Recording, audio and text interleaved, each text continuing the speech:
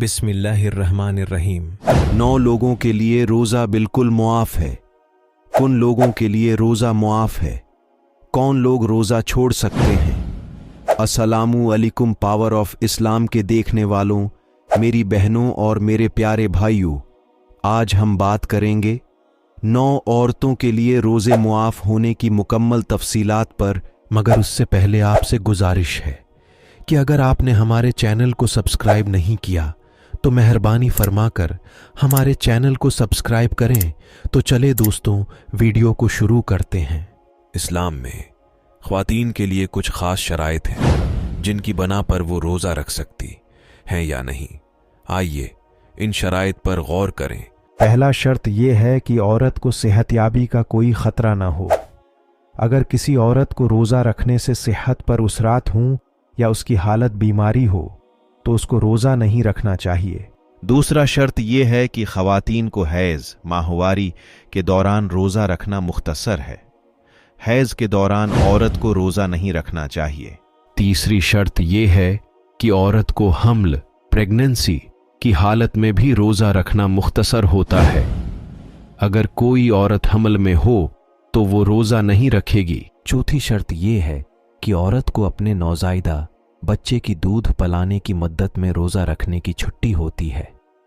अगर औरत को बच्चे को दूध पिलाने का काम है तो वो रोज़ा नहीं रखेगी।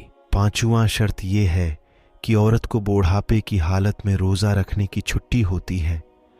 अगर किसी औरत की उम्र बुढ़ापे की हद तक पहुंच गई है तो उसे रोज़ा रखने की ज़रूरत नहीं है। छठा शर्त यह है कि सफ़र करने वाली औरत को भी रोज़ा रखने की मुख्तसर होती है।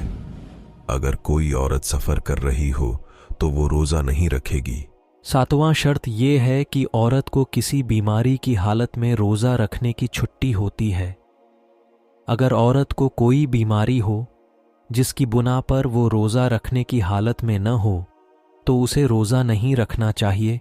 आठवां शर्त यह है कि औरत को खुराक फराहम करने की मदद करती हुई या किसी ज़रूरतमंद को खिलाती हुई रोज़ा रखने की छुट्टी होती है।